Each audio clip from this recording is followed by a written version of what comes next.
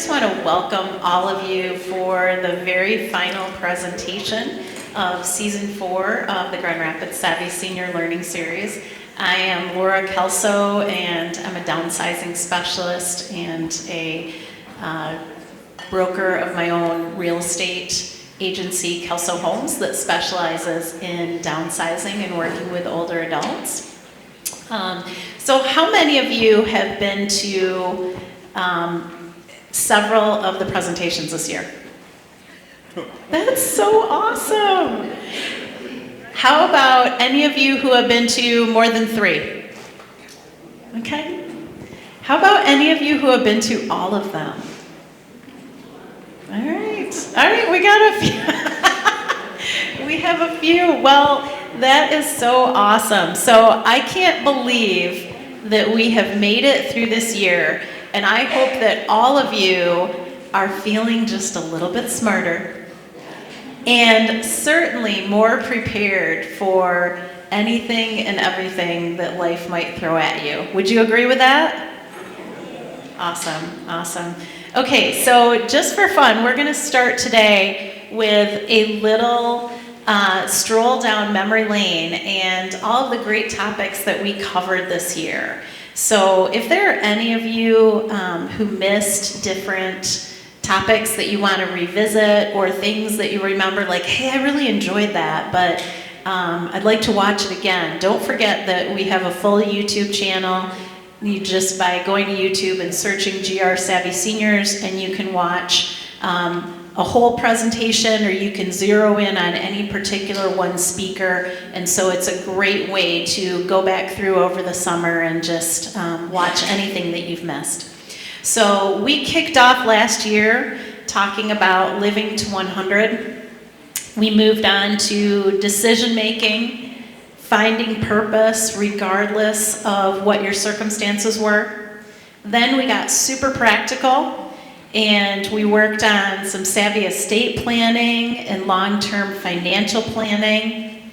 We touched on the delicate subject of rebuilding life as a single person, and even the psychology behind why we save so much stuff and why we might want to challenge ourselves to do things differently to make our lives easier.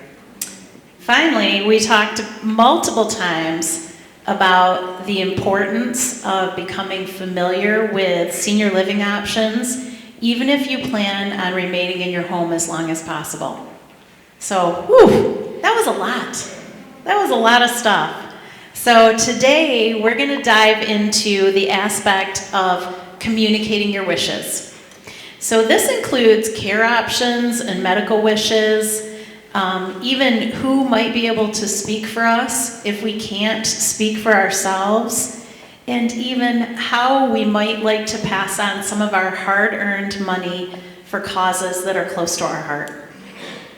So these can be considered some really heavy subjects, and discussing them is not easy, and especially discussing them in the face of a crisis is absolutely what you don't want to do, where everyone is under additional pressure, and you might make decisions that you wouldn't have made if you made those decisions in a timely manner, in a proactive way.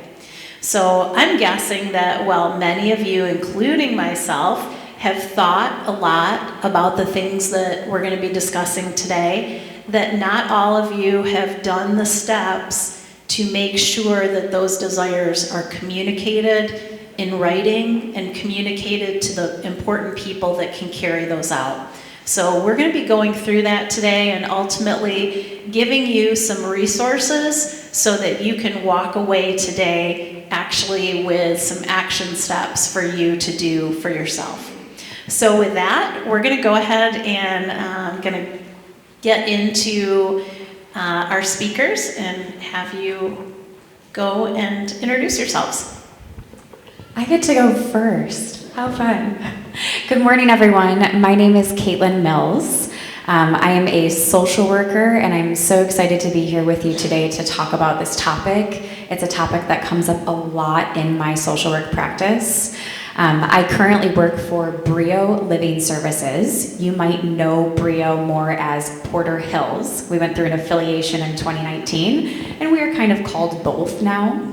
I specifically work for our Aging in Place program called Avenues. So Avenues is actually for people who want to stay home through end of life and age there. But I'm delighted to be here. Great. Thanks, Caitlin. Good morning, everybody. My name is Joel Ryder, and I'm blessed to serve as the executive director of a nonprofit called Home Repair Services. We've been around for about 45 years, and our mission is to strengthen vulnerable Kent County homeowners, because strong homeowners build strong communities, and we believe that a strong community is one where our seniors can age in place.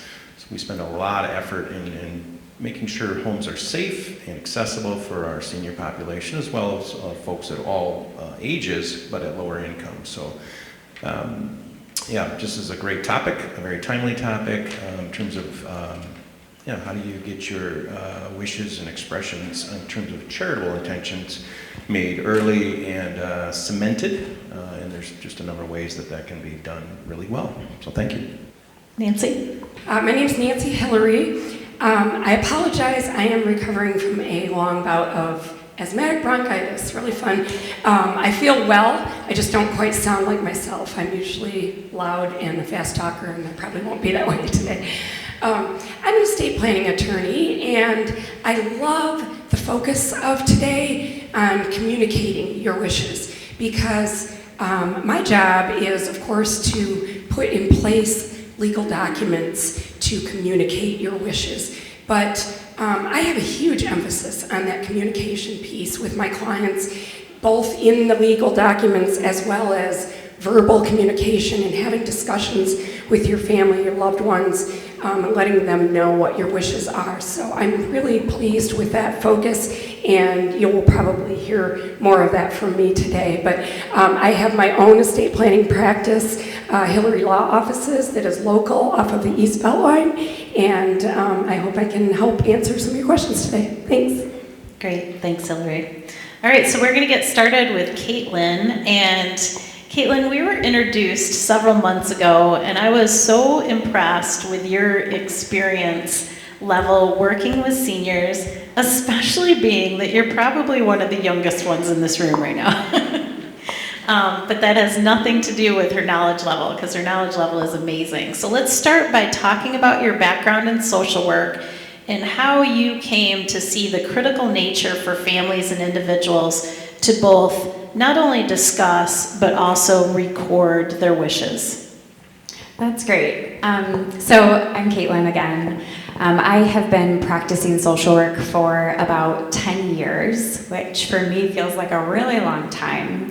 But I started my career actually at Bethany Christian Services. I worked with vulnerable children and families in the foster care system. And during my time in that role, I got very comfortable having extremely challenging and somewhat tumultuous conversations with families who did not want to talk about certain topics. And I found that I had somewhat of a knack for hard conversations and didn't mind really digging into those conversations with my clients. Fast forward to 6 years after that, I started with Brio Living Services, or Porter Hills, and found myself working with a totally different population, working with older adults. And I found that conversations about end-of-life planning or conversations about end-of-life goals and wishes started coming up in almost every meeting that I was having with people. And so I was learning so much about advanced directives and patient advocates and what a DNR means and how do I make sure that my wishes are communicated to my loved ones, to my family. And so I actually decided I'm going to do a little test, and I'm going to ask my grandparents some of these questions. I was having dinner with them one day, and I asked them, I am learning about all of this stuff. I would actually really, for educational purposes, love to hear about what your wishes are. What are your hopes? What are your dreams? What are your desires for maybe your last stage of life? And things got really quiet, and I felt just this emotional shift in the conversation. I also love my grandparents a lot, so I spend a lot of time with them. But I felt this shift in the conversation, and my grandma looked at me and said, "Kate, no one's ever asked us this. We have no idea. I don't know." And then she said to me, "But I think about this all the time, and I worry about it, and yet no one's asked." And then we launched into this beautiful conversation about, well, let's talk about it now, and then let's talk with your kids, my parents, about what those wishes are and how can we make sure that those are honored as you're aging. But that was really eye-opening for me, that even my own family had not sat down or had not asked the hard questions of my grandparents, and yet my grandma had been thinking about it for years and just didn't know where to start and didn't know how to start that conversation. Yeah, that is so powerful when we go back to our own families, because I know all that I've learned in the last few years, and I can tell you in no uncertain terms that our personal families don't have all these things done that I talk about all the time, because they're much harder to do than to talk about. And it is a constant, just a constant goal to get these things done. Yeah. So you have a special designation as what's called an advanced care planning facilitator.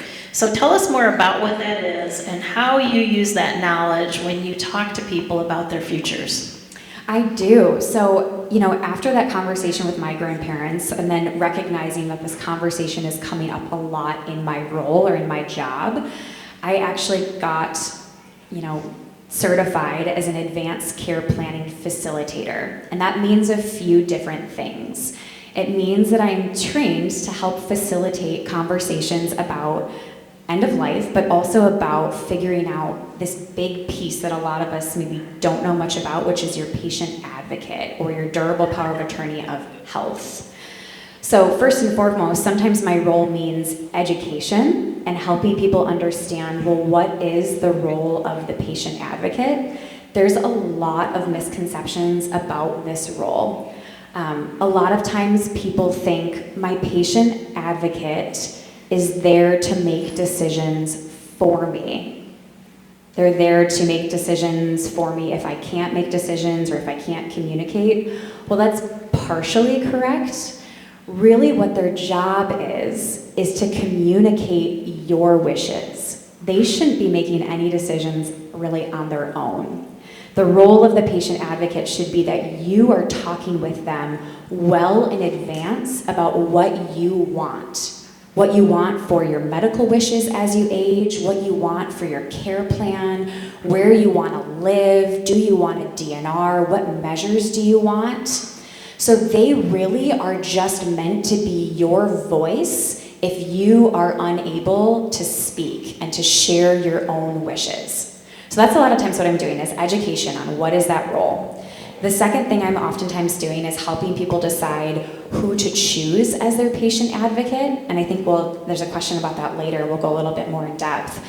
I think a lot of people oftentimes think the best person to choose for my patient advocate is my firstborn child.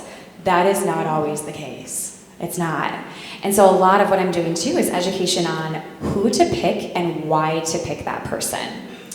And then finally, a big part of this role as a facilitator is helping you communicate your wishes.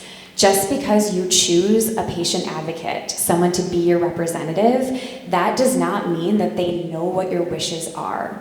If you do not tell them, they don't know. Even if you write down a few things on your patient advocate form, they don't always know what your goals and wishes are as you age. So part of my job is sitting with my clients and their families and talking about the future, talking about general themes of aging, and really helping make sure that your wishes are communicated and your wishes are known. So let's dig into that question a little bit so with choosing a patient advocate and making sure that you're not just going to kind of that obvious choice of the oldest child, what are some of the most important things that a person should consider when they're choosing an advocate, and why are close family members not always the best option? That's a great question, and maybe a controversial question. Things that I encourage people to consider when you're choosing your patient advocate would be, first and foremost, willingness.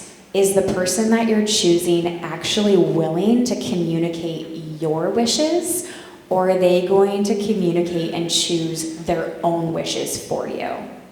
So an example of this would be if you choose an adult child and you say to your adult child, I don't want extreme measures at the end of my life. I don't want to be on a ventilator. I don't want to be in a hospital. I don't want to be in a nursing home. Choose someone that's going to honor that, because I have seen so many cases with my own clients where an adult child chooses something different than I know that their parent actually wants. So the first thing is willingness. Are they willing to honor your wishes, and are they going to follow your wishes? Another thing I encourage people to consider is proximity and availability. So is your patient advocate someone who is going to be available when you need them? I'll give an example of this. I was working with a gal once who we were talking about her patient advocate, who was her son, and I quickly realized that her son travels out of the country for work almost 2 weeks out of each month. And so I said to her, when the time comes that you need your son to fulfill this role, is he going to be available? Will I be able to get in touch with him? Will a hospital be able to get in touch with him? And she said, no, you won't be able to. And so we had this great conversation about, you might want to pick someone else, someone who you know will be available if something catastrophic were to happen and you were in the hospital. Who is the hospital calling? And if they can't get in touch with that person, that could be problematic. Another big conversation I have with people is, family is not necessarily always the best choice for this role. It doesn't have to be family. I was working with another resident of mine a few years ago, and she had a chronic illness, and she was kind of nearing her end stage of life, and I was meeting with her, and I said to her, where and how is your daughter feeling about all of this? Her daughter was her patient advocate. And she said to me, my daughter can't have this conversation with me. I want to slow down. I don't want any more extreme measures. I want to be at peace, and I'm really ready for end of life. And she said to me, my daughter, every time I bring this up, she can't even hear it. She just can't have the conversation. And I offered, could we sit down together? Could I help facilitate that? And she said, she's just not willing. And fast forward a few months later, this woman actually had a stroke, and she was in the hospital, and she wasn't able to verbalize her wishes anymore. And I got a call from her daughter who said to me, she was just so upset, and she said to me, I have no idea what my mom wants. I've never taken the time to ask because it was too hard for me. And now I'm sitting here devastated because I don't know how to answer any of the questions that the hospital is asking of me. And so choose someone who is willing to engage in some of these hard conversations with you. It doesn't have to be family. Choose someone that you know will hear you and be willing to sit with you through some of these really hard times. That is absolutely huge. And then in terms of that distinction between, we all talk about how much we think about these things, but not only recording our wishes, maybe we have recorded our wishes with an estate attorney, but what about the distinction of actually communicating them to the proper people so that they can carry them out? That's a great question too. So you might have your documents completed, right? You might have a durable power of attorney for health. You might have a living will. You might have a patient advocate. Those are all really essential and really important. but you cannot record every possible scenario that could happen in the future medically. There is just no possible way to do that. It would maybe be a 500-page document. Nancy's shaking her head, yes. It would be like a 1,000-page document. You can't record it all. So the conversation piece, in addition to the document piece, is so essential because a document can't always capture general themes of what you want. It can't always capture, where do you want to age? Do you want to age at home? What is that going to look like? Do you want to be on hospice? When would you be ready for that? Who do you want to care for you? Some of those things are just so important to talk about, and yet you can't always capture them in just one document. The other piece of recording your wishes versus communicating your wishes, you need to communicate probably many different times on this topic, right? A lot of people set their patient advocate up maybe in their 60s, early 70s, sometimes in their 50s, which is great and proactive. But what you want when you're in your 60s is very different than what you want in your 80s or 90s. And what I've seen with some of my clients is they're 90 years old and they pull out this patient advocate from 30 years ago and they're dusting it off and reading through it and saying, gosh, none of this is applicable anymore. I don't want any of this. I want something different. And so the conversation piece, in addition to the document piece, is so important. Revisit this often. Revisit it every year. Have conversations. Think about it. Talk with your doctor about it even. Talk with the people that you trust because your wishes might change. And we want to make sure that those are able to be honored. One of the attorneys that had spoken a while ago talked about this idea of make a date with yourself on your birthday or shortly around your birthday to review all of your important estate documents, all of your important wishes, just a reminder to be, re-looking at all these things that are so very, very important. So, Caitlin, can you give the audience some pointers on the best way to initiate these really somewhat uncomfortable but yet essential conversations? Does anyone have a social worker in their family? Anyone? Okay, gravitate towards that person. They're going to talk with you about it. Or a nurse, they're going to talk with you about it too. My suggestion with these conversations is start early and start small. This does not have to be a big, scary, end-of-life conversation that you have over a very intense dinner one day with your family or your friend or whoever is your representative. Start early, start small, do it consistently. It does not have to just be about death and dying. It's also about how do I want to live? How do I want this stage of life to be? How do I want to be supported? It's important to just, really start those early. And then having those conversations regularly and revisiting those over time is really helpful. If you don't have a social worker or a nurse in the family, use online resources to help with this conversation. There are some really great guides online. I sent one to Laura recently that help you facilitate this conversation with your family, that make suggestions on general themes to touch on or various aging-related questions that you should be thinking about yourself and then be talking with your loved ones about. Use those resources. This can be a hard and emotional conversation. Does it have to be? No, but it can be. It can be for your kids, for your family, and like the story I shared earlier, your loved ones may not always be, this might not be an easy thing for them either. So start small, be consistent, use online resources to help guide you as you're talking about these things. A little wine might help as well. Yeah, maybe have a glass of wine as you go. That sounds nice. Or hot tea, whichever. Or hot tea. Yes, yeah. Okay, so tell us a little bit more about the Vial of Life and other tools that you've seen used by seniors that have worked really well to make sure that their preferences are followed during an emergency or other unplanned event. Sure, so life is so unpredictable and unprecedented unprecedented. I think a lot of us know that.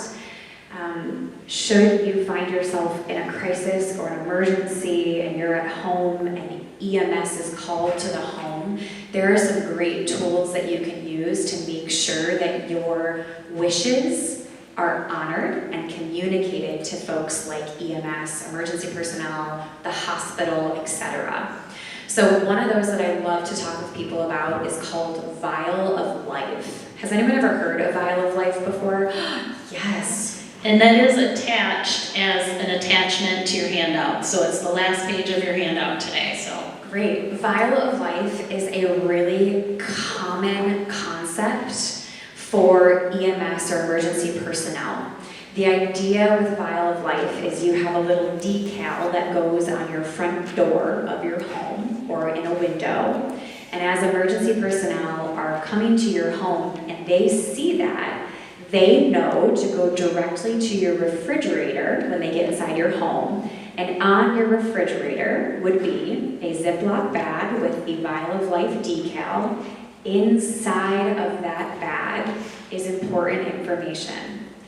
On your, I think one of the things Laura provided to you is a cover page from Vial of Life where you could put things like, what medications am I taking? Who is my emergency contact? Who are my medical providers? Do I have a DNR? Also in that Vial of Life bag, you can put your DNR. You can put a copy of your patient advocate. You can put copies of other important things, because if you are by yourself, you call 911, you may not be in a frame of mind or state of mind to be communicating all of these things to the right people. And so EMS would grab that bag and bring it with you to the hospital essentially, so that the right people have the right information. Another thing I really encourage people is make sure your doctors have copies of your advance directives. People miss this all the time. If you have a patient advocate form or a durable power of attorney for health, your doctor needs a copy or else they don't know. And if you don't carry it on you, they might just not know and not have it. So make sure the right people have the right documents. Also huge, make sure the person you've identified as your patient advocate has a copy, because they will be asked to provide proof of that to, hospital personnel or a doctor. So make sure that they have access to a copy of that as well. These are just important things. Prepare your patient advocate correctly. Make sure that they are well equipped and well set up to communicate your wishes and ready to step in if need be. One last thing that people sometimes use is people also consider things like a DNR bracelet. DNR is a big one that I find people are just they want that honored, which I can absolutely understand. So consider, even if you are serious about your DNR, get a bracelet for that. Because if you're in public and you fall over or you're having a heart attack, etc., and you don't want to be resuscitated, that bracelet is a notifier to emergency personnel of what your wishes are. So it's important to communicate. I worked with a lady once who was 101, Laura, and she didn't have a Vial of Life, but what she did was she printed out her DNR and had it taped to her front door, to every surface in the home, the fridge, by her bedside, in every window. So you walked into the home and there was a DNR everywhere.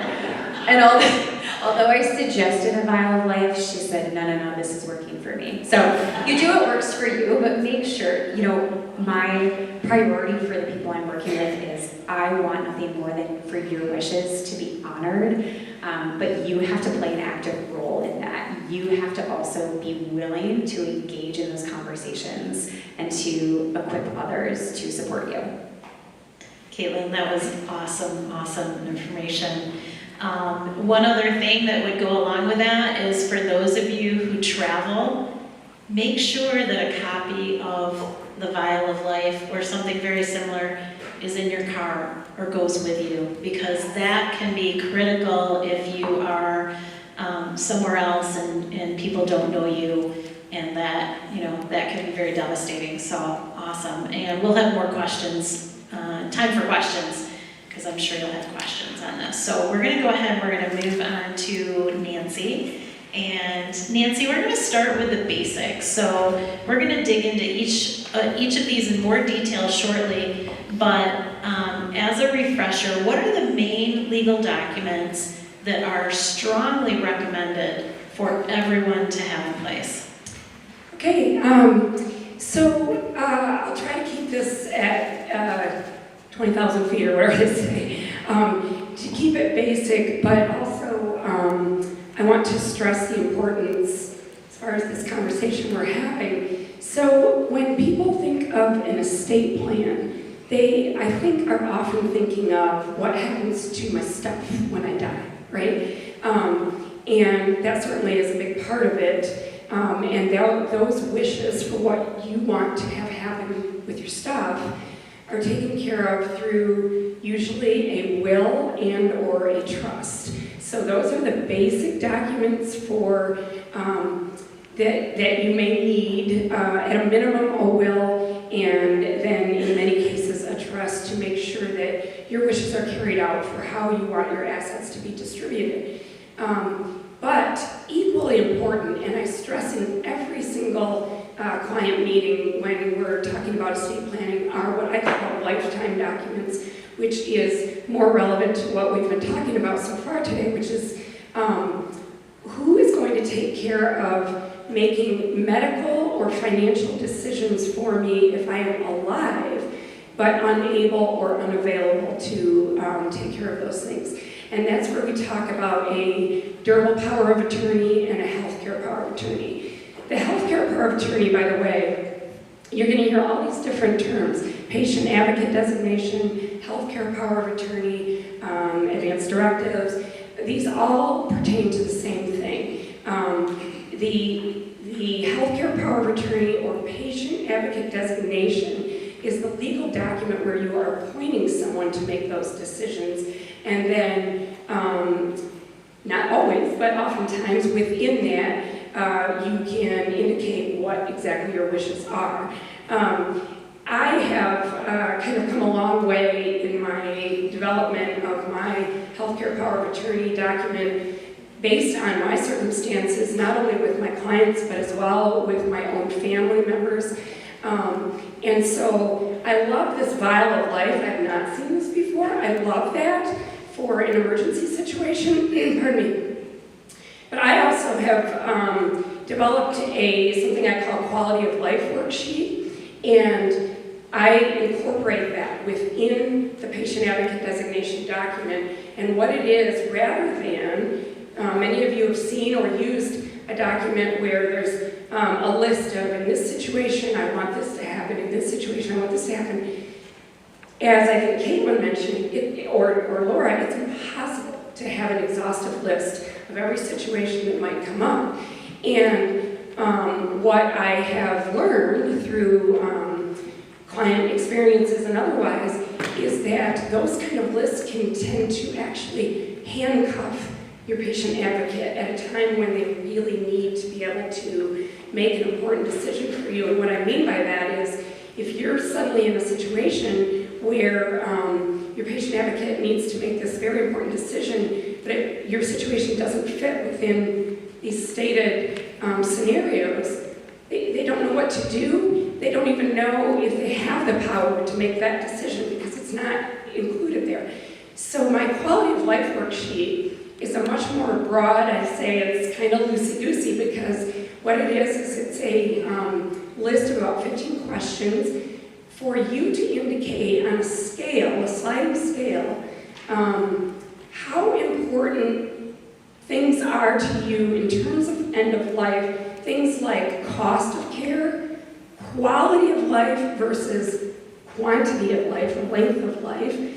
So for example, if you give the highest rating to quality of life, quality of life is utmost importance to me, then you go down the list and there's a couple questions about length or quantity of life. Well, you'd probably rate those lower because those are sort of opposites, right? If all you want to do is live as long as possible, regardless of quality of life, well, then you have the opportunity to indicate that.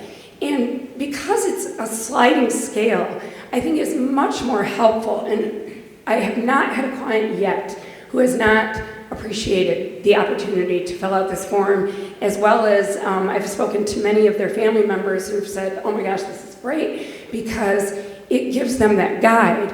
And I know you guys have already mentioned a couple of real life circumstances you've encountered where the kids or whoever is the patient advocate just didn't know what to do. And I think that kind of, whether you use the format that I have or something similar, I just think that is so, so helpful. And I'll be honest with you, I've heard the phrase attorney and counselor. As an attorney, I put these legal documents into place. It can be very boring, but it's very important. But this is where the counselor part comes in. And I just met Caitlin today, but I can tell you Caitlin will be getting a call from me because I love this idea of her facilitating and helping with these conversations. And I stress that to every one of my clients. I'm so happy that you've done this and you've got this document in place. And I do several things to help you communicate that to your family or your advocates. But the communication just cannot be stressed enough. Another thing I wanted to mention that I have as an option in my patient advocate designation document is an opportunity, if my clients would like, to add a provision for consultation with successor patient advocates. So this is the scenario where, for example, I have 3 kids. I do not recommend naming co-patient advocates. You can just imagine what happens.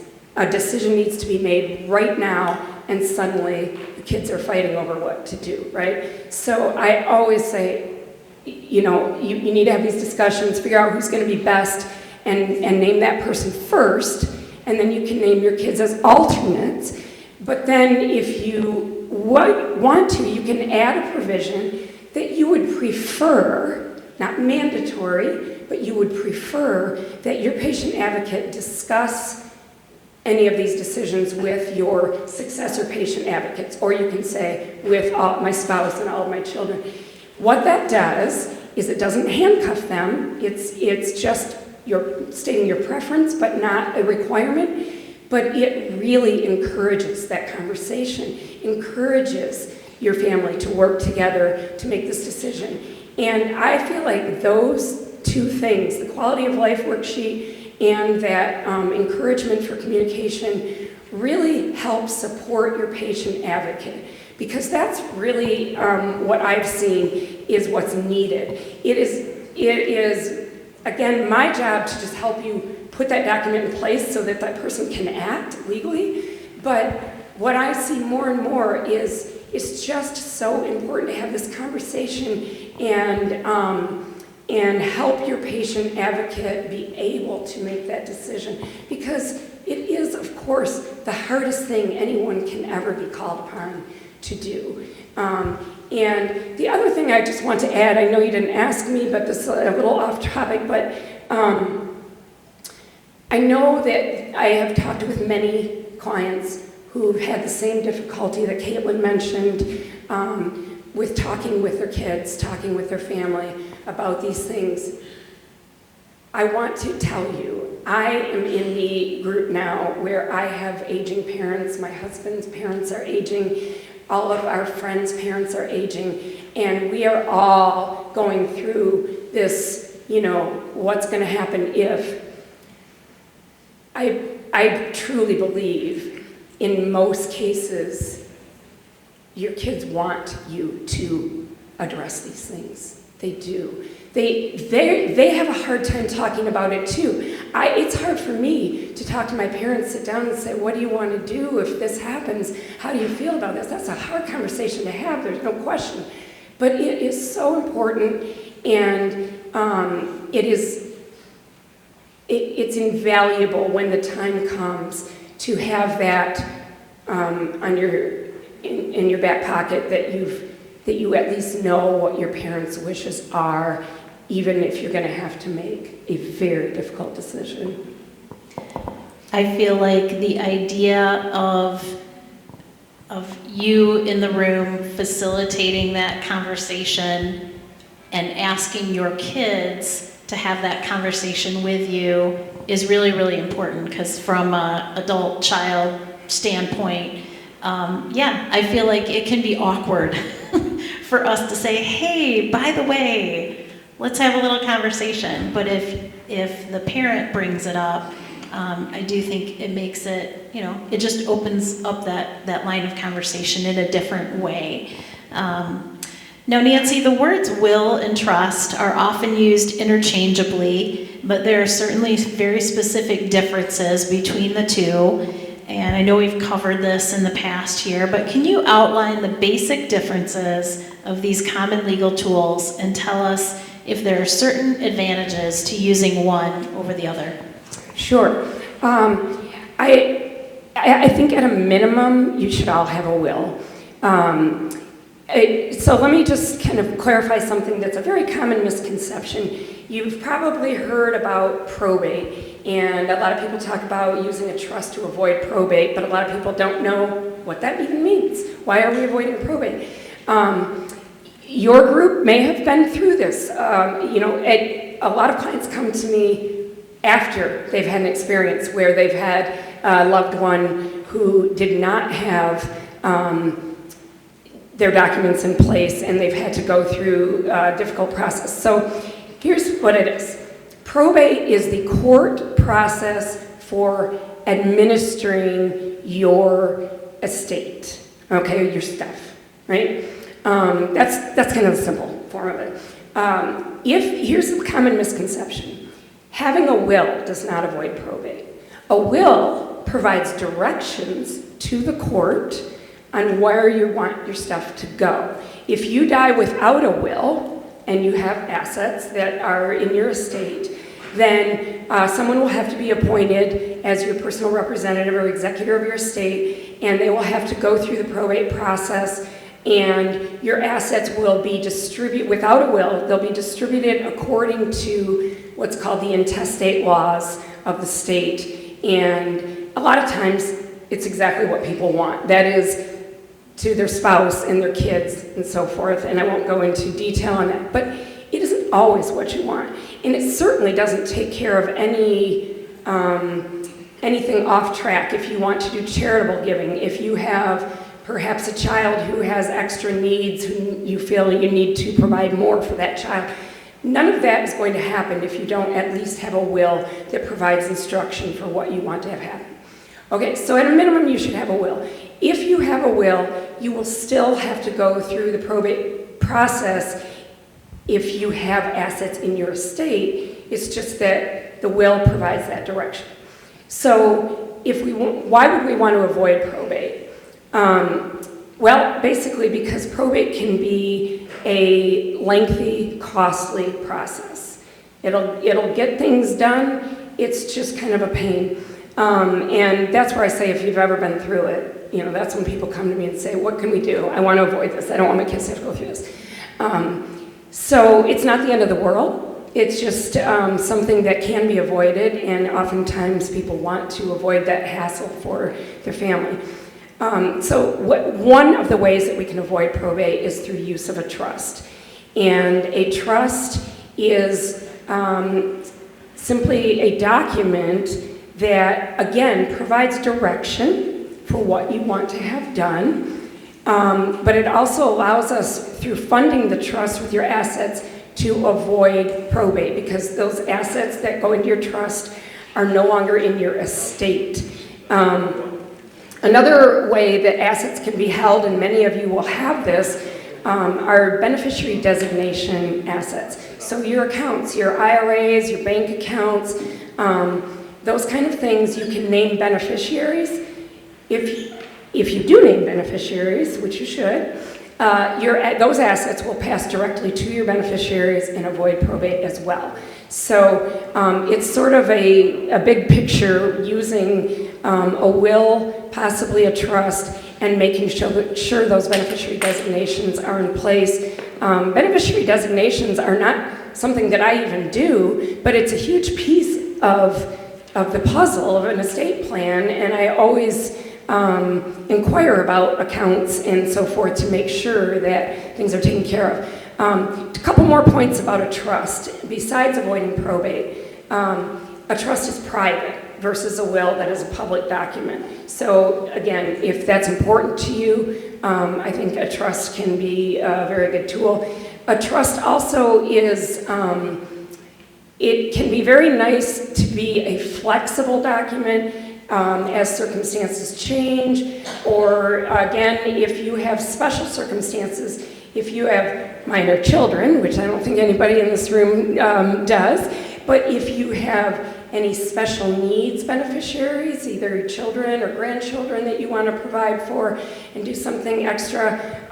Special needs is kind of a big one because a lot of times a special needs person will be receiving government benefits, and we want to make sure that if you want to do something for them, you don't want to risk them getting an inheritance that disqualifies them for their benefits. So we can utilize a special needs trust to do that, to supplement their care.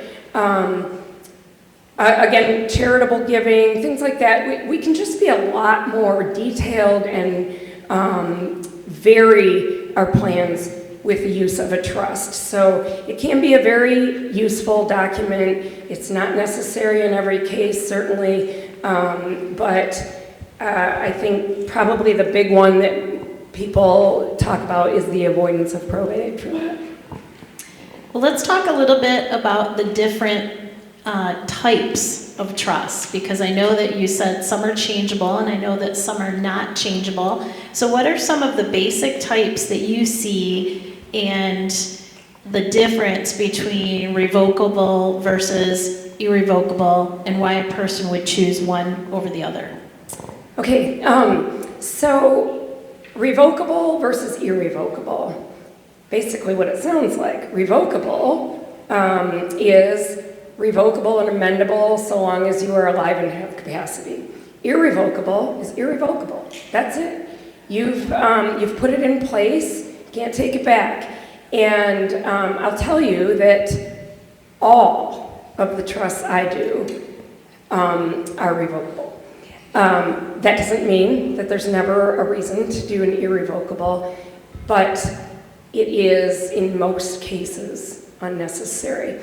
So what I do day in, day out are what's called revocable grantor trusts. These are trusts that allow you to have sort of a holding place for your assets with you retain complete control and ownership of your assets. And so, for example, let's say we create a trust and we put your home into your trust. We've avoided probate. We've made sure that however you want your home or the proceeds of your home to be distributed are going to be taken care of through the instructions contained in that trust.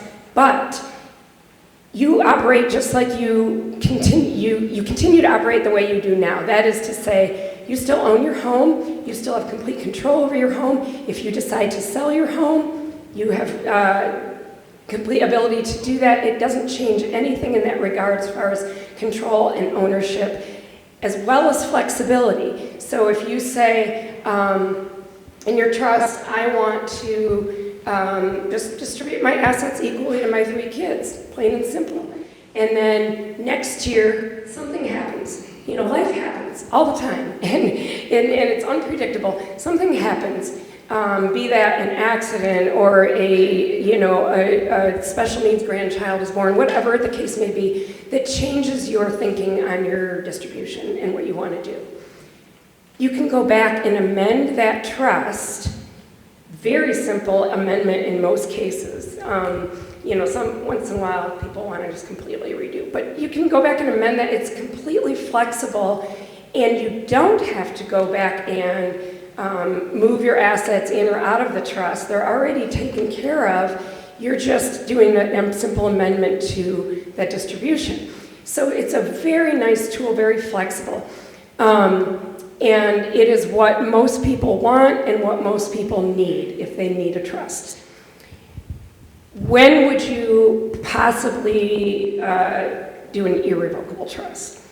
Well, It is, as I said, in most cases, it's just not needed. One reason would be to reduce your estate taxes, get some money out of your estate. If one of you is in this category, I'd love to meet you. Currently, the estate tax exemption amount, the federal estate tax exemption amount is $13.5 million per person.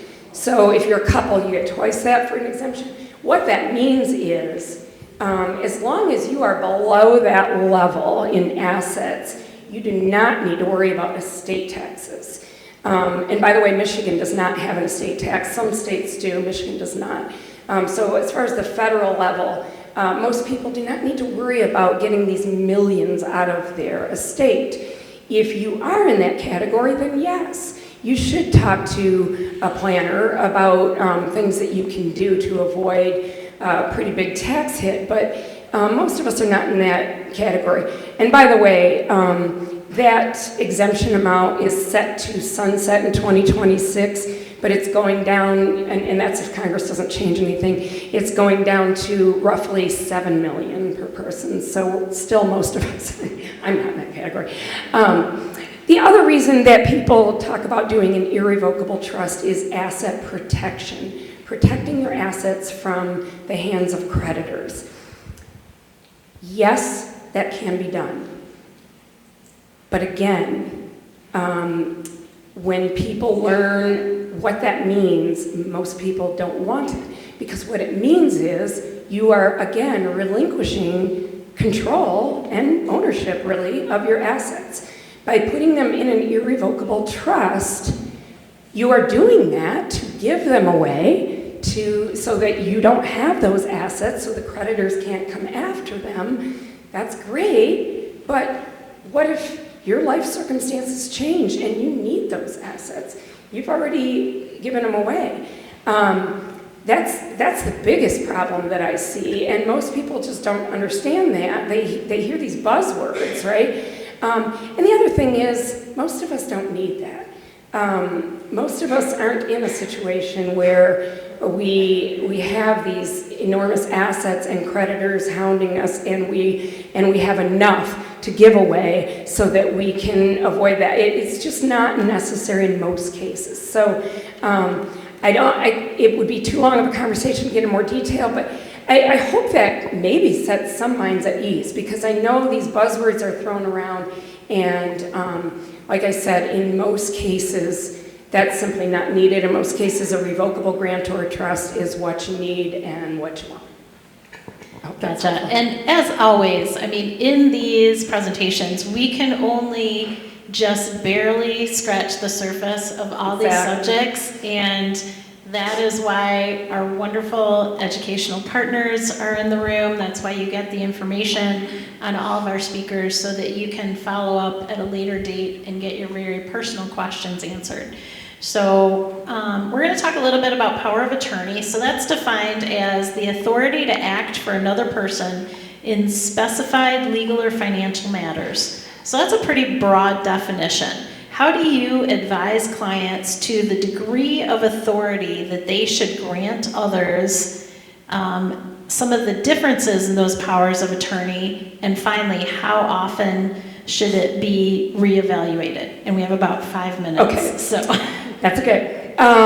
Real quick, the difference between the two. A general power of attorney grants broad authority to an agent to act on various matters, but a general power of attorney ends if the principal, that's you appointing this power, if you become incapacitated.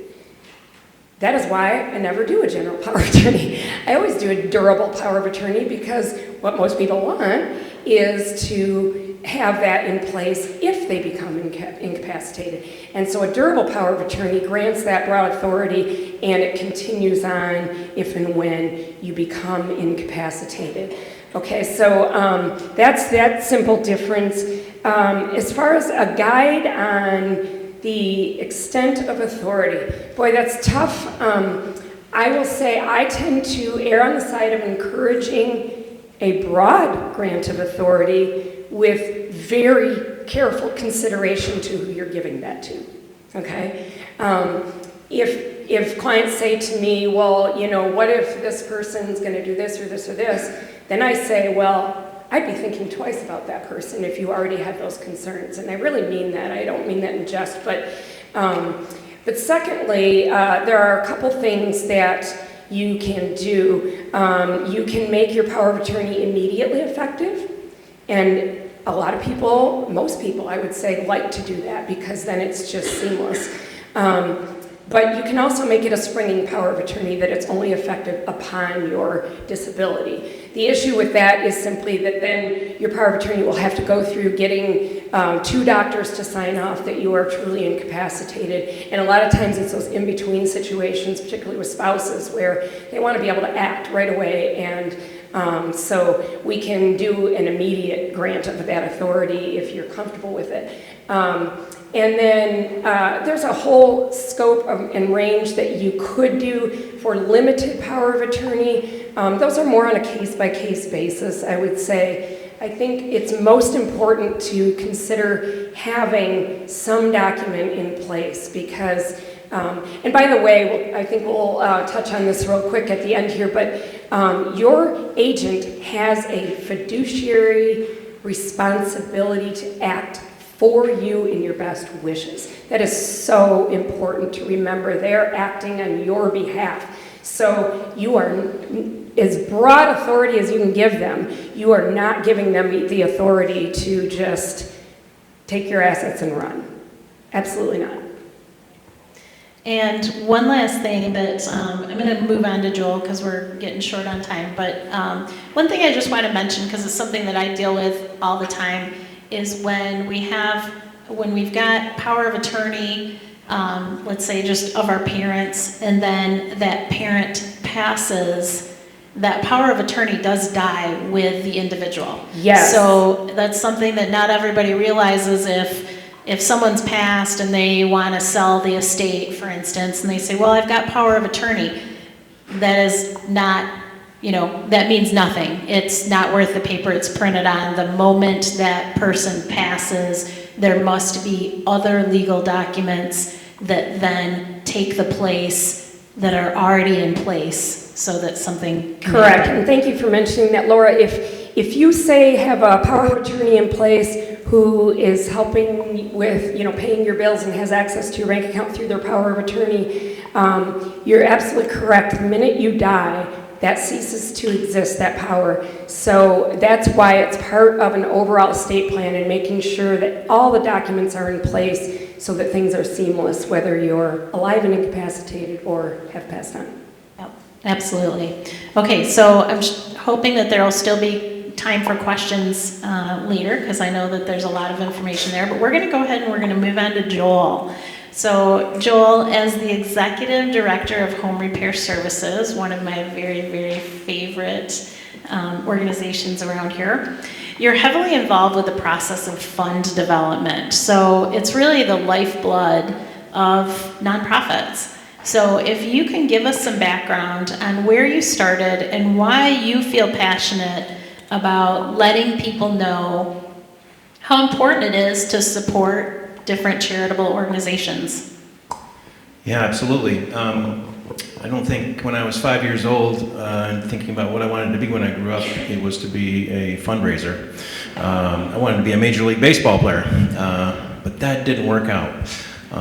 Most people, when you say to them, I describe my job, they say, there's lots of that I would love to do, but I wouldn't want to have to raise the money.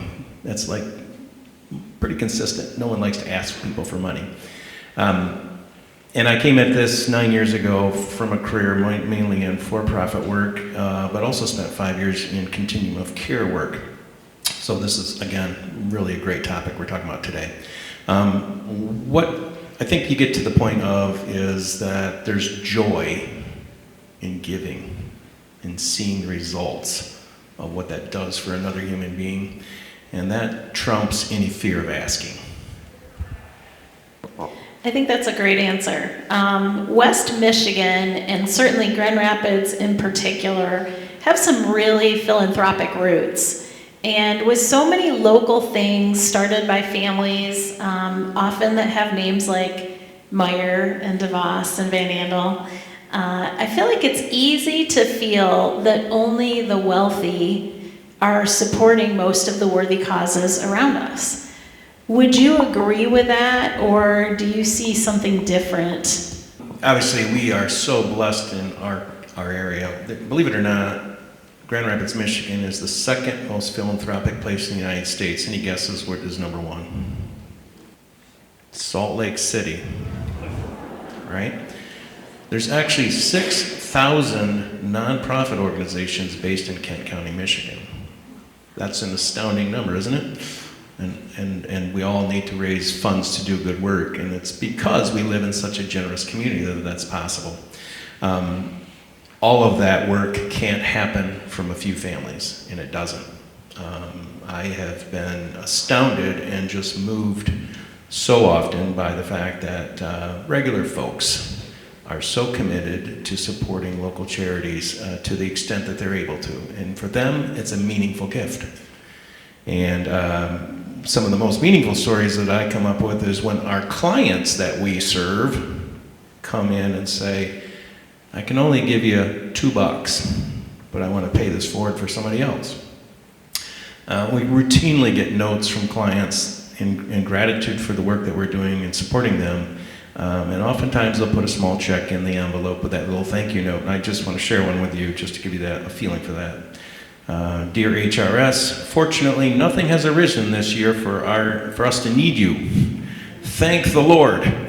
As we continue to age, there have been many medical issues that have financially impacted us, but we have managed to sustain.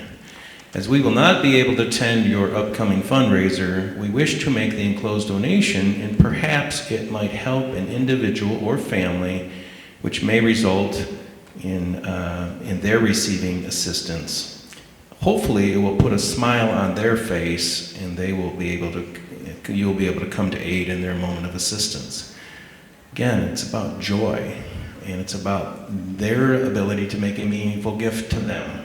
And so 85% of the gifts, private gifts that we received last year were under $5,000, and the smallest was $2. So it is a wide participation rate that we enjoy in this community, again, because people care for each other. And that's why I think many of us have either moved here, or if you're like me, you grew up here, you've stayed here.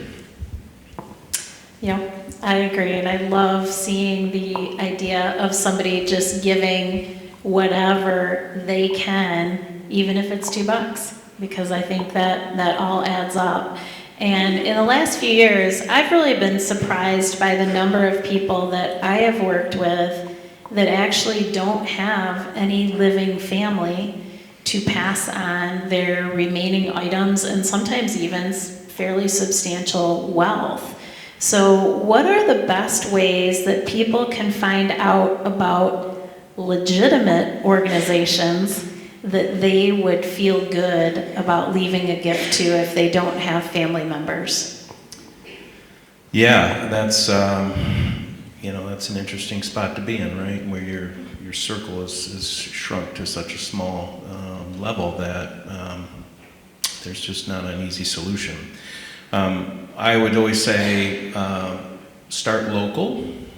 And there are many fine national charitable organizations to give to, but I think in terms of experience, that joy in receiving and being able to see the return on that, whether it's in your lifetime, if you start to make charitable expressions before you pass or afterwards, knowing that it's going to the local community that you grew up in or made a living in, I think that should be consideration.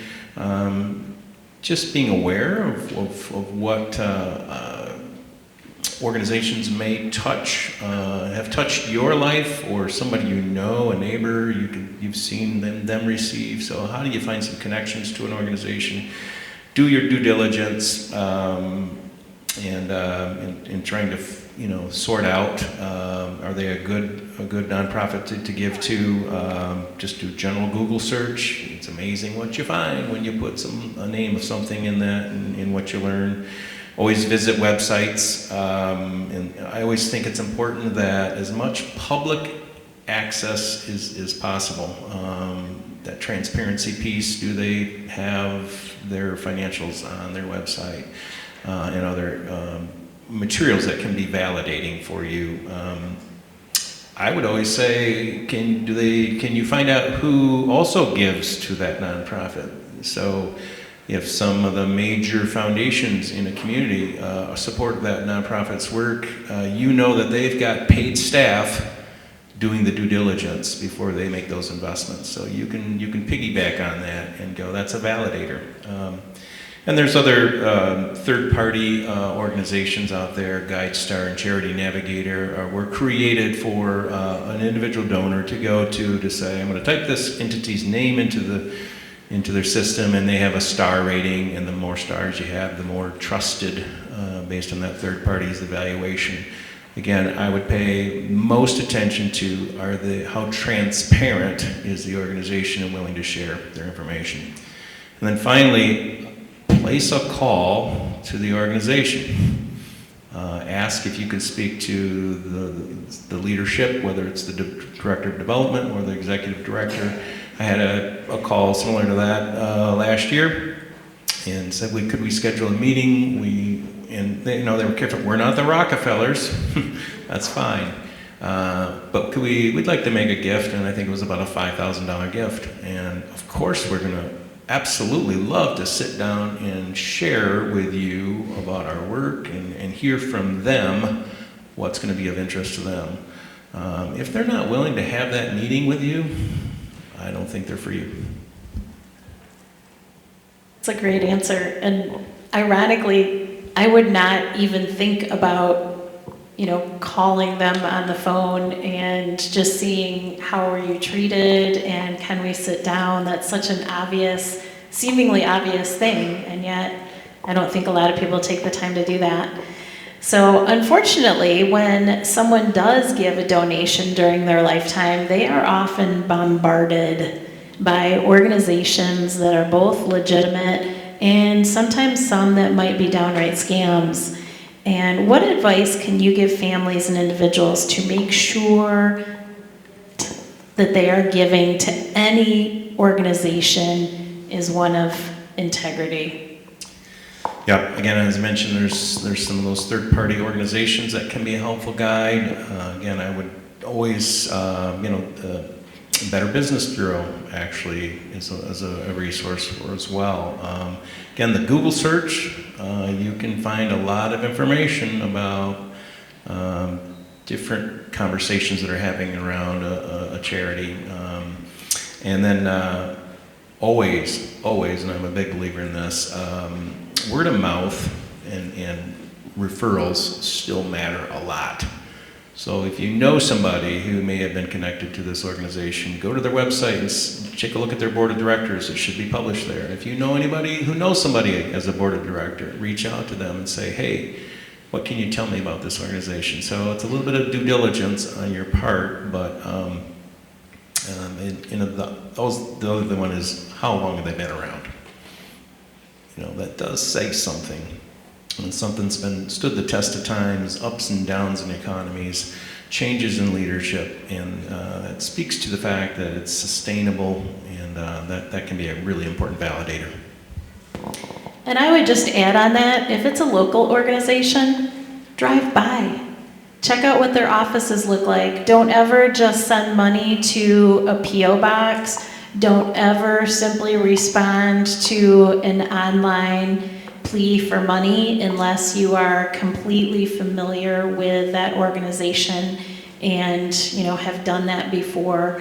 We're hearing just more and more about how rampant these different scams are, and so just be wary of any time you're ever giving your personal information out to someone that you're not seeing face to face and at a physical address. And just add one more thing.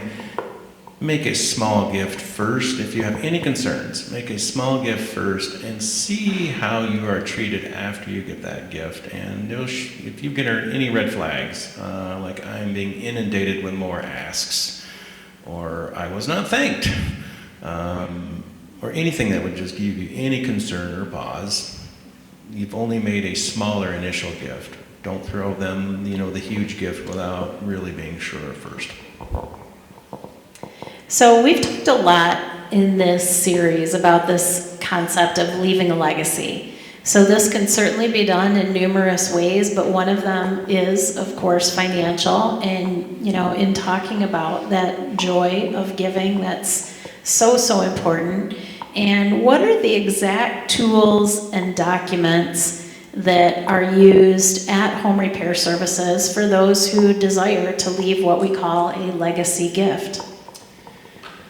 I think it's really the scale dictates the scale, size of your estate, the size of your gift that will probably dictate what types of documents that would be used. I think in higher education, they see really big gifts and they'll have conversations with donors about, would you like to make a gift now? And it can be set up in a charitable remainder trust and you'll receive income from this while you're still alive, and a lot of interesting ways to do this. For an organization our size, most of it is just happening through conversations with donors who are saying, we have a legacy society. I want to be in the legacy society. We're going to carve out a gift from our estate for your organization. And then we can have those great conversations about, what would you like it to be used for now? We can have that conversation versus waiting for it to arrive. So most of it's just done through the normal trust process where those decisions get spelled out. But there's certainly lots of ways you can do this. And again, I would say most of it is done through trust. My father passed away in December, 90 years old, very philanthropic individual. He made it very clear and easy for us as trustees as to what his charitable intentions were because it was expressed so clearly in his trust documents. The percentage of his estate that would go to charitable expressions, he listed how many, which ones, and what percentages that would those entities would receive. That was great. Loved it. Grateful to say Home Repair Services was listed as one of those entities. But the planning was there. And as an adult child, man, that's a gift. And then the final question. So when someone does choose to leave a gift, especially with like HRS, does it just roll into one big pot, or can you give some examples of ways that people have left gifts to be used for very specific things that were more important to them? Absolutely. So the answer is yes. Yes, it can go into the big pot, but it's really about donor intent. So you have the opportunity as the donor to say, I want it to go to the big pot, and that would probably be phrased in maybe highest and best use by the leadership of the organization. So it gives lots of flexibility to somebody like me, and sometimes that's really helpful.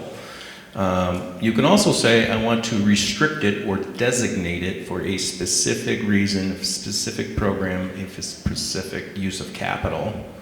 And again, for somebody like me, that's really helpful. So we're going to hear you, we're going to listen to you, and then when you make your gift, obviously it will be restricted or unrestricted in that sense. And then the final category is you could set up, depending on the organization, a gift that would be endowed. So the principle of your gift would be held in perpetuity, and the organization would only benefit from the interest earned on it every year. And that's another way of, again, you talk about legacy, of setting something up that says, not only am I going to make a gift from my lifetime of vocation to support this organization, it will always be working for this organization, and they will benefit from the steady stream of income over time. So we have lots of options of how you want to do that. My favorite recent story about restricting a gift came from a couple that we had known for many years, a smaller donor, but she received, through her parents' trust, a pretty sizable inheritance. And her father was a plumber on the east side of Michigan, and she had relocated here to Grand Rapids to go to college and stayed. And she always said, man, if my dad lived around here, he would love what you do, that you send plumbers out to help people with issues that don't have the money to pay for it.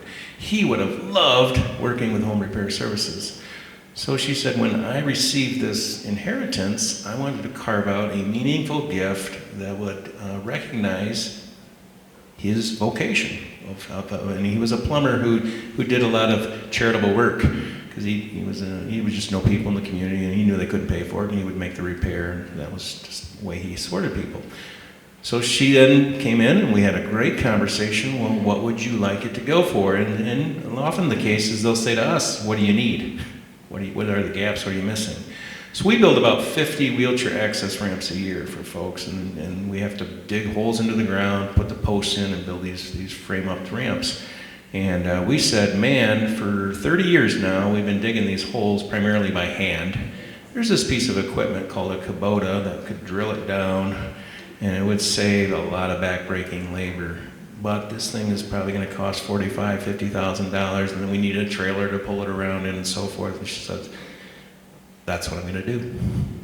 So we have this Kubota machine now because the donor wanted that intention in honor and legacy of her father.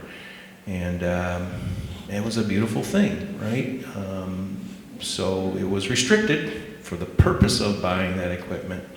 And that has saved 6 hours of construction time on each of the ramps that we do, and a lot, again, back pain for the team that does it. So it's just a great example of how you can be very intentional in expressing your desires, but also through the lens of a legacy.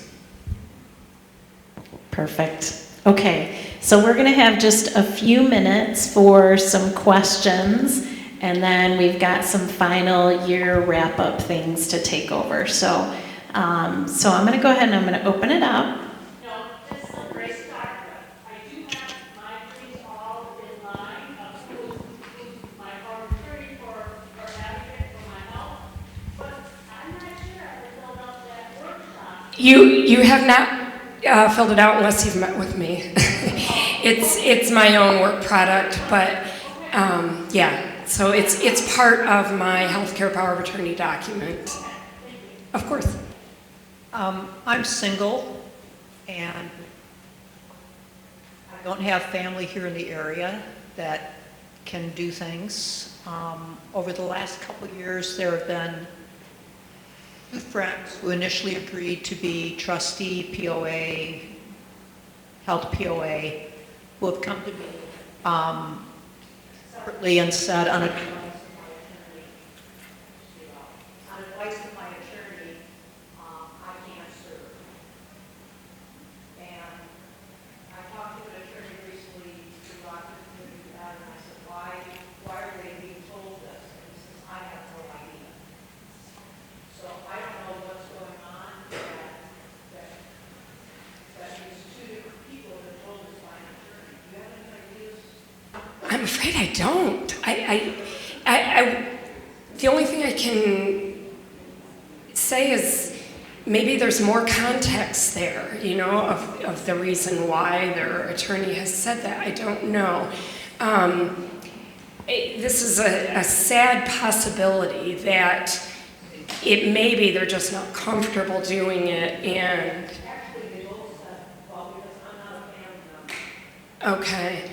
They said you need to have a And you do not need to have, the question was,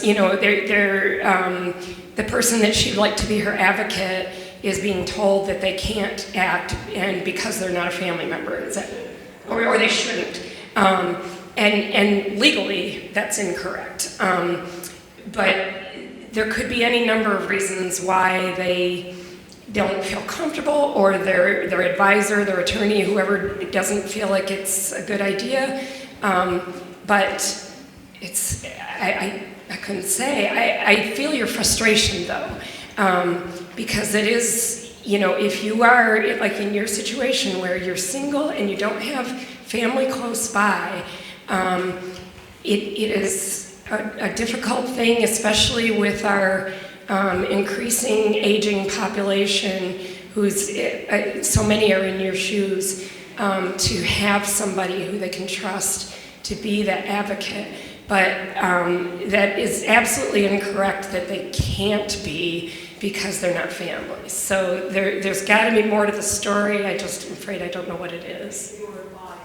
Yeah, or advise not to be even. I think, maybe you could have, if they're willing to be your advocate, maybe you could have a meeting with together with you and your advocate, as well as your attorney or their attorney who's saying this, because I would certainly want a little more explanation. Yeah, oh yeah, I'm sorry. Yeah. First this in thing the works. turquoise, It works. then in the back. Do all of your accounts have to be in a trust? Does everything have to be in a trust, or all of them have to realize that, oh, that account is in a trust? Okay, so the question was, do all of your accounts or all your assets have to be in the trust? It's a very good question, not easy to answer very quickly, but maybe. And I don't mean to be vague, but it really requires a sit-down discussion of what kinds of assets you have and how they are owned. For example, if you're married, are they jointly held, et cetera. It also depends on what you want to have happen with them, but it largely depends on what kinds of assets they are, because like I mentioned earlier, there are a lot of assets in which you can name a beneficiary, and sometimes the beneficiary might be the trust. So that means, if that's the case, and please understand that this is part of a much bigger conversation that should be personal, your situation, but if you were to name your trust as beneficiary, that means that that account is not in the trust now, but it will automatically go into the trust upon your death, like any beneficiary designation. Other times, the account will actually be transferred into the trust now while you're alive. So it's kind of a case-by-case basis. Yeah, you probably can't cover all of this now. I've been advised to perhaps consider a transfer on death with a laborer account. Do you have any feelings about that? You can cover these things? Okay, this is another one of those buzzwords that everybody hears about. I think you asked about a transfer on death with, I think you said ladybird account. It's actually a ladybird deed that people hear about. A ladybird deed is a special kind of deed that transfers your property upon your death. It can be used to avoid probate without the need for a trust. But it is a much bigger conversation, and I'll just say I'm not a huge fan of ladybird deeds, because there are complications that it just requires more of a lengthy discussion. It is certainly a tool that's in the toolbox and may be appropriate, but it isn't always. Okay, this is going to be, all right, this, and then last one, and then we got to finish, so, okay. I just want to ask Julia to tell all of us a little bit about the Heavy Class. So we run a number of programs that educate people and equip them to maintain their own homes through knowledge, and they're targeted. Many of them are targeted at folks 16 over, specifically women 16 over, and it's called Handy Helen. So you come to our place at 10 o'clock in the morning. We'll give you a couple hours of hands-on workshops on how to fix things around the house, how to understand your home environment. We'll feed you a great lunch. You do it for a couple more hours in the afternoon, and you're going to do it with your peers. So it's only women 16 over, and it's taught by, we have a female carpenter on our staff who also happens to be over 60, and she would kill me for saying that, but I just said it. But it's a safe space to explore this idea, and especially when we think about spouses, and maybe where traditionally the husband was responsible to care for a home, and now he's passed away, and you're the trailing spouse, and you're going, oh, why? I got to pick up the baton here. Where do I start? So it gives you a great baseline of knowledge, covering all the high-level things, and we'll actually have you working, practicing with power tools, and it's fun. It's hands-on. So we would love to have you come out to our place and take a Handy Helen workshop. So thank you for that question. And Joel, just to piggyback on that, so Home Repair Services on a monthly basis has an introduction time called a lunch and learn, where you can come out, you can get a free lunch and just get the whole history of Home Repair Services and all the great things that they do, both coming in as, you know, potentially a client or somebody who would like to give back through volunteering or financially or otherwise. So when is the next A week from Friday. So you've heard there's no such thing as a free lunch. Not true. Third Friday of every month at noon. You can sign up on our website, homerepairservices.org. All you have to do is listen to me for an hour and I'll feed you lunch. I think that's a fair trade. We'll give you a great tour of our building. We are at 1100 South Division, which was originally the home of Mova Hill Oldsmobile. Did anybody ever buy an Oldsmobile from, all right, a couple hands, okay. So that's where Holland Division area, and it's a great old building. We'd love to have you, and we'd host you for a great hour. Okay, so we've got time for last question, and then please stick around. I've got a super short wrap-up video, and then we're going to do the drawings after the video. So, last one. This is a two-part question. First of all, can you include charitable organizations in the will? And secondly, if I had a trust and relocated, do you have to do the trust over? Those are great questions. Can you include charitable organization in your will? And if you have a trust and you relocate, will it carry over? First question, yes, absolutely. You can do charitable giving through your will, as well as a trust, yes.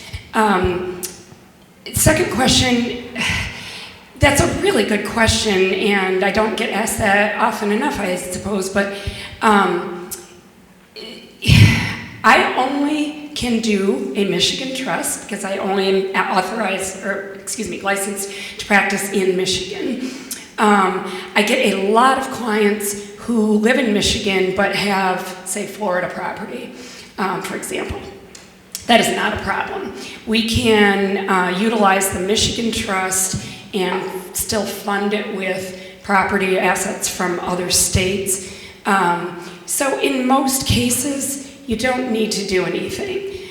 However, the caveat to that is if, say, you're a snowbird and you've been operating, as I just mentioned, you know, you've got your Michigan documents and you go back and forth, that's your primary residence, that's fine. If you're going to permanently move to another state, I really do encourage you to meet with an attorney from that state and have them update your documents.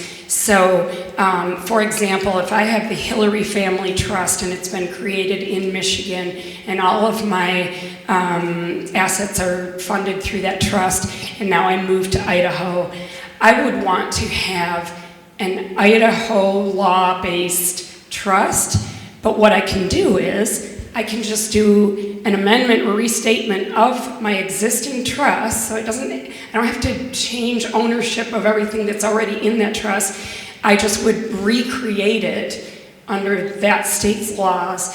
And that's really, like I said, that may not even be needed, but it's more of a making sure that there aren't any hiccups when you pass and that your successor trustee can seamlessly take care of things. But of course it happens all the time where people, you know, they haven't taken that step and they die out of state and we've got to administer a Michigan trust when they, you know, died in Florida or whatever, and it can be done. So it's more, if it's a permanent move, I would take that extra step. All right, perfectly. You guys, please give them a round of applause for all of this amazing information. See if I can do this right. So just for fun, we have had just some outstanding speakers throughout the year. I am absolutely blessed to have had many that are here in this room as our educational partners, and those that are up here today. I am just incredibly blessed to have had all this knowledge in our room today. Thank you also. If you would all give a huge round of applause to our educational partners. Let's see. See if I can make that happen. No, wrong. There we go. Yes, we could not do this in the same way without the partnership of these phenomenal organizations who share their time and their talents and their people to come make this happen. So yeah, it is just critically important. And then lastly, so here is our schedule for next year. So it is also enclosed in your handouts today. I didn't have time to do any of the promotional materials yet, but we will send those out when I someday get back to doing newsletters now that wedding, graduation, house sale is done and I get to get my sanity back. So yeah, that is exciting, and we will be at the new location of the Prince Conference Center, which I think is going to be phenomenal, and I really think that all of you are gonna like it. So with that, we're going to do one final wrap-up video, and then I will do a couple quick drawings and get you out the door. We went to a senior expo, and Laura was there at a booth, and she was explaining it. And I thought it really sounded like something that we would really enjoy. So we came to the first one almost 2 years ago now, and we've enjoyed every one since then. Well, my favorite part, I would say, is the information and seeing everybody. And as a sidekick, I get to see my friend, but I really like, because you only have so many days to spend in this life when you get older, and I like to spend it doing things that I think is purposeful and worthwhile of my time. And to come down here, I always think it's purposeful and worthwhile, and that's why I do it. I look forward to coming every month. You learn something every time you come, and it's been very beneficial for me. I'm an RN. I thought I knew everything. Turns out I learn something new every time I come here. Quite frankly, we didn't know what we didn't know in some cases. And this opened us up to not just the panelists having ideas and giving us instructions or ways to do things, but some of the questions asked by the different participants also opened our eyes to a number of things. Oh, even the insurance man about the flooding. We thought we have a sub pump, and we just thought it would be covered in our regular insurance, but it's not. You have to have flood insurance to cover if you have a sub pump and it don't work. So that was another issue that we... And it was really funny because our insurance agent said, "Where did you learn that?" Right. For free. I mean, how are you going to beat that? Our parents' generation, we didn't know anything. Where when we pass away, we want our kids to know where everything is. Laura's done a great job putting this together over the years. It started out a real small thing. It really grown. And that's because of her and the crew that do the job. It's really great. We just thank her, and we've learned a lot and would like to keep coming. Right. Thank you. I think you're going to get something out of this. It'll make you a more informed person. It'll make you want to inform other people to come as well. So we'll spread the good news. It has been such an honor to be a part of this series. Back in 2019, after working with my mother, I just realized that there was such a huge need for seniors to have the education to make the choices that were best for them. And I've watched this series grow from just a few of you who trickled into a small room at Meyer Gardens where you didn't even get a glass of water, to now 80 to over 100 of you every month that continue to come back and tell me, "Boy, I didn't even think I needed this topic, and yet I took a bunch of notes." And that just makes my heart full. And to all of you who just continue to come back, knowing that we just really desire to help you educate and empower yourself so that you can make great decisions. I do this because of you. So you are awesome. I appreciate you. And just keep coming back and bringing your friends so that we can continue to help more people. Thank you.